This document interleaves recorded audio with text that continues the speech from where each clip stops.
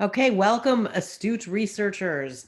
This video is video 4, but I think you're listening to it first because you're going to listen because of things and stuff. Reasons. There's reasons. Okay, we'll just go with that. All right, we're going to talk a little bit about your research proposal, and this will help your development assignment make a little bit more sense to you. Okay, so what is a research proposal and how will I do this? You're going to create 2 research proposals this semester. A research proposal is different from a research paper. It's very likely that you have written a research paper before where you go to the library and you do a ton of research in the library where you identify lots of different sources. And when I say library, I mean really online these days because you don't have to go to the library to do research. And so you get all these different sources and a lot of different information, and you combine that information in your paper, and then like support a thesis or something. And then that's your entire research paper. That is really different from what we're doing here. What we're doing here is a research proposal. And so what you're going to do here is come up with a method by which you do a study, do some sort of a research study. Now, you're not going to actually do the study in this class. You're just going to come up with the method of how you're going to do it, a proposal for how to do a study. That's what we're doing here. So you won't actually ever do the study, and so you won't collect the data and you won't have results. You will just simply propose a study. And so what you're learning here is how to design a study, and you'll do it twice. So you will propose a study, discuss how you plan to do it. There are various sections that come into that proposal. And so we're going to discuss all of how those sections work and what is involved in those. And I'll help you along the way each moment. And so you will know what you're doing and you're going to work on it with me in the development interactions. So the sections look like this. They're the same as the sections that you would find in a research article. So you have the introduction. Sometimes people call this a literature review. It's really not a very exhaustive literature review. It's really more pointed toward the purpose of the article. And so you should know this stuff. In fact, you'll know much more than what you write in the introduction. And then the second part is called the methods section. And of course, being research methods, this is the main focus of this course, the methods. The next section is results. And we won't include that because you won't have results because we're not actually doing the study. And then the last section is the discussion. And in the discussion, one of the things we talk about is whether or not your study it has external and internal validity. Now, you don't have to know what that means yet. Eventually, you will know what that means. And then you write a partial discussion where you can't really discuss results because you don't have them, but you can talk about the probable internal and external validity for your study. So we'll get there. In the methods section, remember what I'm doing here is I'm providing a big picture. You don't have to remember all of this. We're going to go through it, but I want to provide this big picture so that you have more of a sense of why you're doing the thing you're doing this weekend with measures. Okay. So in the methods section, what you talk about is who's in your study, who are the participants.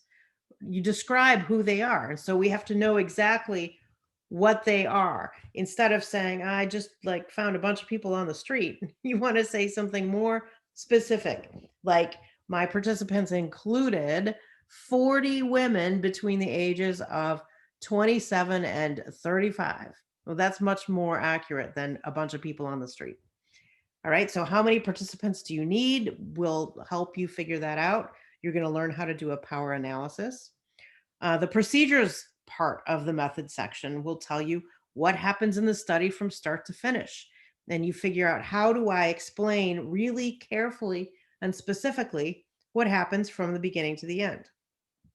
The measures section of the methods section will tell the person what measures or what questionnaires, tests, measures that you use to operationalize the construct that your study is about.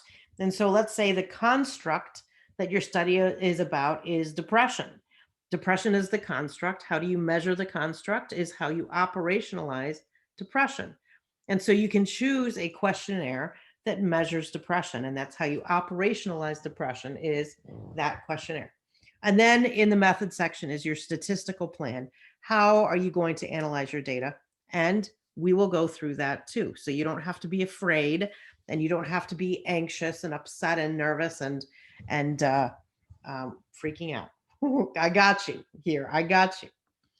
All right. So, one way to come up with an idea for a proposal is what you're about to do here for this development interaction.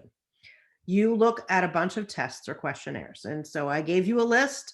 There are other ways you can find measures. I'll tell you in a second.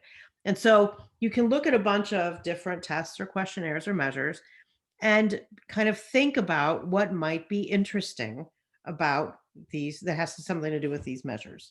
You could use the idea of, oh, I can measure this. How does this work in humans? And that will help you come up with ideas. The reason you should choose a measure that already exists instead of making up your own is because most of the time measures that already exist have some sort of psychometric data.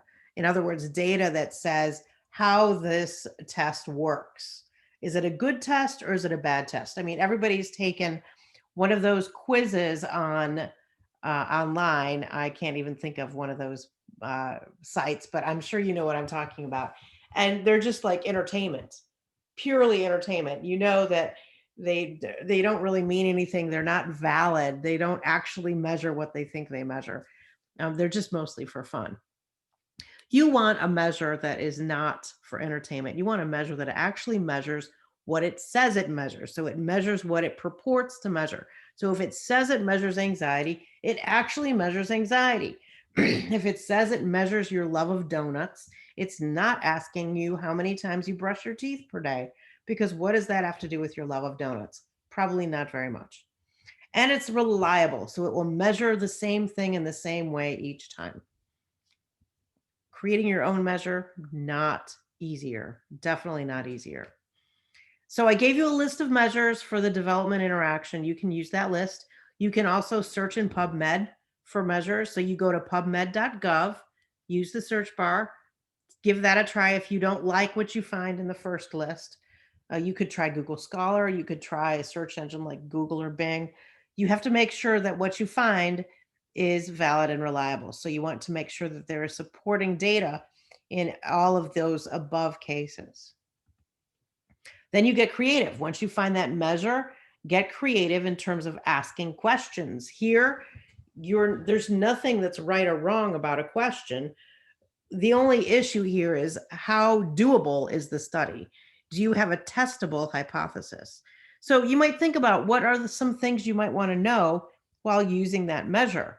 So for example, let's say I chose the measure, the Beck Depression Inventory, the BDI. This is a pretty common measure. It's got great reliability and validity data. We know a lot about this measure, so it is a very solid measure to choose to use to measure depression. In other words, if I want to operationalize depression, I can use the BDI. And so my idea might be, and I'm looking at college students. How many seniors are depressed versus freshmen?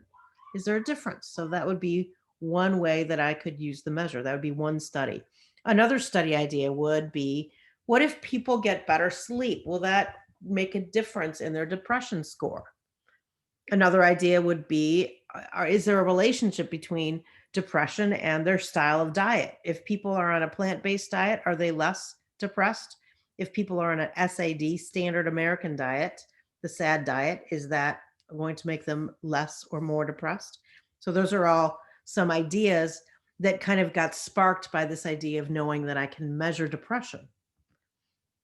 So to sum up, you're going to find a measure, and then you're going to think about, what could I measure? What might be interesting to me? And you're going to come up with some sort of an idea for a study. Just give it a shot and throw out some ideas and see what happens. And we'll see you in the next video.